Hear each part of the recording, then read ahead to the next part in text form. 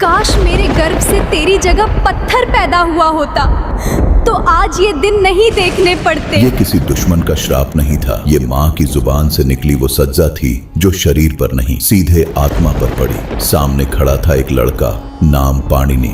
गांव में सब उसे महामूर्ख कहते थे। उसे विद्यालय में डाला गया, लेकिन नतीजा हर साल एक ही, नापास। उम्र बढ़ती गई, 16 साल का हो गया, लेकिन अब भी पहली कक्षा में। पिता रोज अपमान करते, इससे तो अच्छा मर ही जा। माँ शुरू में चुप रही, लेकिन एक दिन वह भी टूट गई और मुंह से निकल गया वो वाक्य जिसने उसकी आत्मा जला दी। उस दिन पाणिनि के भीतर कुछ हमेशा के लिए टूट गया। उसने फैसला किया, अब जीना नहीं है।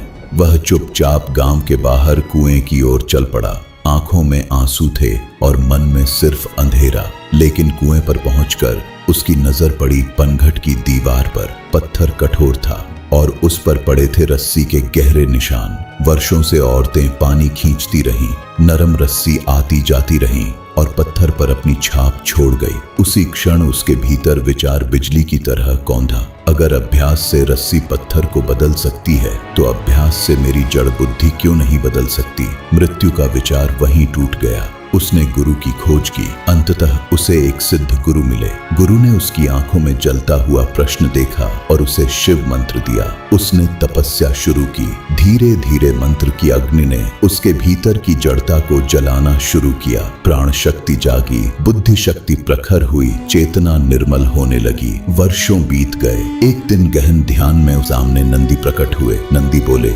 शिव समाधि में हैं, तुम साधना करते रहो। जब वे उठेंगे, डमरू बजाएंगे, उस नाद से हर साधक को वही मिलेगा जिसकी वह पात्रता रखता है। पाणिनि अडिग बैठा रहा। समय बीतता गया और फिर वह दिव्य क्षण आया।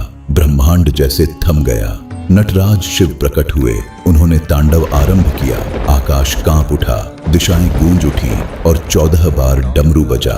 उस डमरू के नाद से सनकादि ऋषियों को शिवोहम का बोध हुआ और पाणिनि को मिले 14 महेश्वर सूत्र। उन्हीं सूत्रों से जन्मा संसार का सबसे वैज्ञानिक व्याकरण अष्टाध्यायी। जिस बालक को मूर्ख कहा गया वही बना भाषा का आचार्य, व्याकरण का महर्षि पाणिनि।